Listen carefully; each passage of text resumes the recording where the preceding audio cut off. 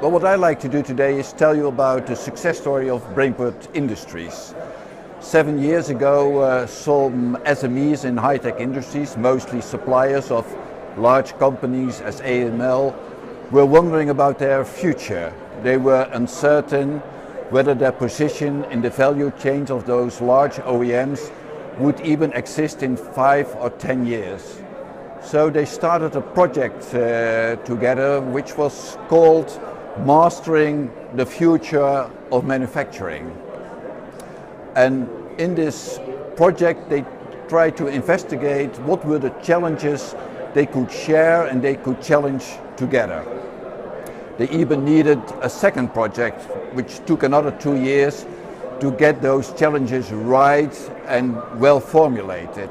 But at the end, those 7 companies talked about the results of the project with those large OEMs in our region, and if they say, well, even they understand what we have to do for the coming years. But why should we, as 7 companies, not too big, not too small, but still SMEs, why should we try to cope those challenges alone? And they started with those 7 companies a new cluster. It was supported by us as a development agency, and within 2 years' time they attracted almost 100 other manufacturing companies, small and bigger ones, and they started a shared agenda which they still work on today. And in this agenda, in fact, they have 3 kinds of programs. One, of course, it's a technology program, because we're a technology region and they discriminate and they differ from other companies in their quality of technology.